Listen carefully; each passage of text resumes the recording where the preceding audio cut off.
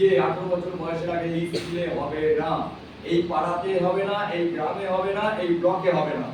যদি কখনো জানতে পারি এরকম কোনো মেয়ে বিয়ের প্রলোভনে পড়েছে, আমরা সঙ্গে সঙ্গে তাকে নিজেদের হাতে নিয়ে নেব, নিয়ে বাবা মার কাছেও রাখবো না, হোম কাস্টাডি করব। আর যে ছেলেটার সঙ্গে বিয়ে হচ্ছে তার যদি 18 বছরের নিচে বয়স হয় তাহলে তাকে আমরা জুভেনাইল অ্যাক্টে তার সাজা ঘোষণা হবে।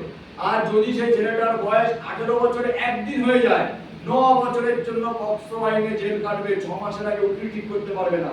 অর্থাৎ সম্পর্ক দূরত্ব তৈরি হয়ে যাবে। কিন্তু সঙ্গে সঙ্গে প্রিয় জিনিসটা 9 বছরের জন্য জেলে ঢুকে যাবে, তুমি চলে যাবে হোমে। তোমার বাবা যদি বিয়েকে পরোক্ষভাবে সমর্থন করে, তুমি হারিয়ে যাওয়ার পরও যদি থানায় কমপ্লেন না করে, আমরা বুঝবো পরোক্ষভাবে বিয়েকে সমর্থন করছে। কারণ ফোন হারিয়ে গেলে 10 বার থানায় যাবো, আর নিজের সম্পদ হারিয়ে যাবে একটা কন্যা, আমি থানায় নক করতে যাবো না। ওরকম বাবা মাকে আমরা মার্কেটে ছেড়ে রাখি না। সেই বাবাগুলোকে অ্যারেস্ট করি আমরা চাইল্ড ম্যারেজ দেওয়ার জন্য। সেই বাবা জেলে যাবে, শ্বশুর জেলে যাবে, অর্থাৎ তোমার যা কারণের জন্য 3টে পুরুষ জেলে যাবে। সুতরাং তুমি কি করবে ভেবে দেখো, তুমিও বাড়ি থাকতে পারবে না। শুধু একটু চোখ বন্ধ করে দেখো যে যাকে প্রিয় বলছিলে বাবা আর মা, সেই মাটার কি হবে। এই আইন থেকে বাবাটাকে বাঁচিয়ে আনার জন্য, তোমার এই খামখেয়ালি অ্যাটিটিউডের জন্য মাটার কি হবে। জমি বাড়ি বেচেও তো উদ্ধার করতে পারবে না আইনের জটিলতা থেকে। সুতরাং তোমাদের হাতে নির্ভর করছে তোমার পরিবারের ভবিষ্যৎ। 18 বছরের আগে এই এরিয়াতে কোনো বিয়ে অ্যালাউ করা হবে না। যদি কারোর সঙ্গে কোনো সম্পর্ক থাকে, তার কারণটাও বলছি। কারণ করোনার পর চাইল্ড ম্যারেজকে কেন্দ্র করে সবথেকে বেশি পাচার হয়েছে। কারণ সবথেকে বাবা মার প্রিয় রানীটাকে ঘর থেকে বের করার জন্য ওই বিয়ের প্রতিশ্রুতিই একমাত্র সম্ভব, যে বাবা মার প্রিয় বস্তুটাকে ঘর থেকে ছিনিয়ে আনা যায়, যে ট্র্যাকে তোমাদের ফেলে মেয়েদের পাচার করা হয়। বুঝাতে পারলাম? সেই কারণের জন্য বাল্য বিবাহকে আটকানো হচ্ছে। অর্থাৎ যে তোমাকে বিয়ের প্রলোভন দিচ্ছে সেও জানে আইন সম্পর্কে, জেনে শুনে তুলছে, মানে তার মধ্যে অসৎ বুদ্ধি কাজ করছে। অর্থাৎ সে পাচারকারী। আমার মেয়েকে যাতে কোনো নোংরা জায়গায় পৌঁছে না যায়, আমার মেয়ে যাতে কোনো খালে বিলে পচা গলা বডিটা না থাকে, তার জন্য তোমার বাবা মার থেকে আমরা বেশি সিরিয়াস এখানে বসে আছি। অর্থাৎ আর একটা মেয়েকেও আমাদের এখান থেকে আমরা হারাতে দেবো না। এবার হচ্ছে যে সকল বান্ধবীদের বিয়ে হয়ে গেছে, আজকে এখান থেকে গিয়ে তাদের জানান দেওয়া শুরু করে দাও।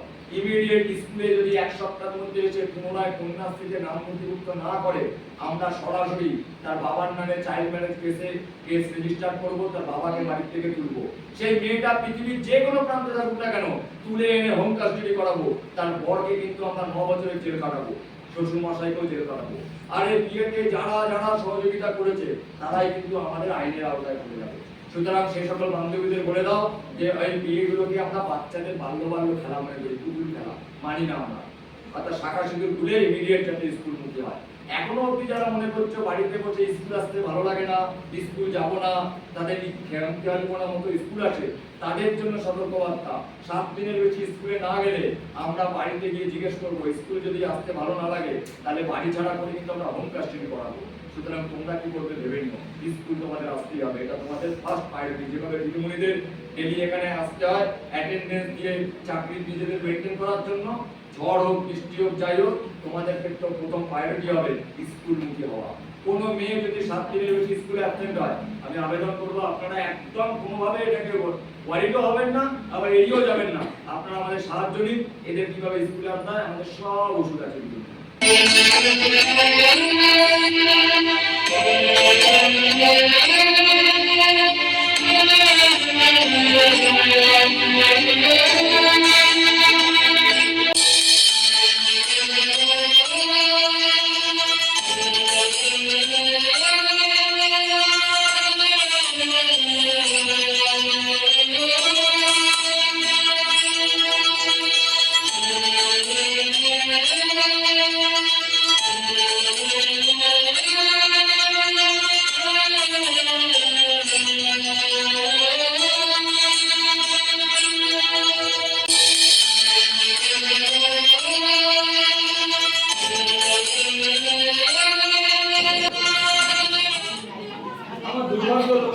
একটা অভিভাবক নিয়ে ধরবো, আমরা আবার কিছুক্ষণের জন্য মেরুদণ্ডটা সোজা করবো।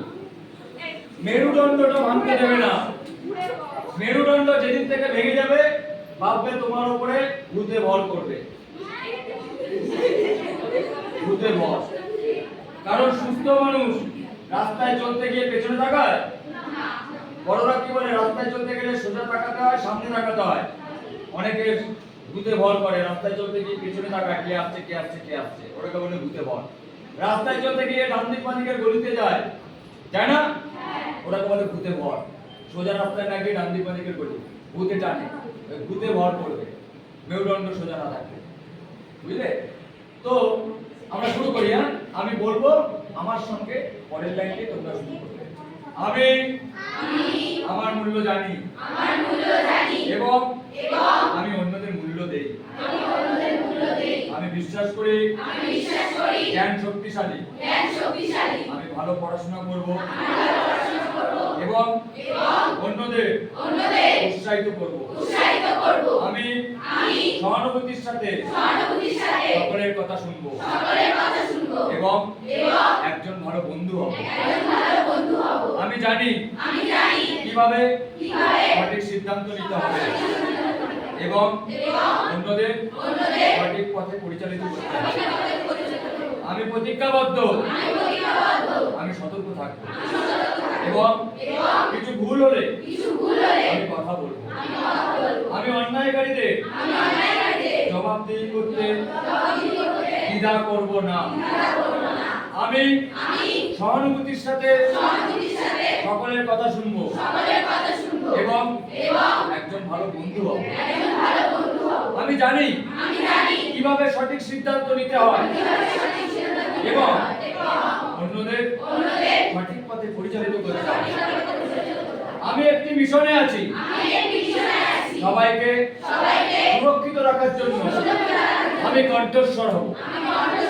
আমি প্রত্যেকের সহিত শ্রদ্ধার সাথে আচরণ করব। আজ থেকে আমি একজন রানী, আমি অভিভাবক করব। নিজেদের জন্য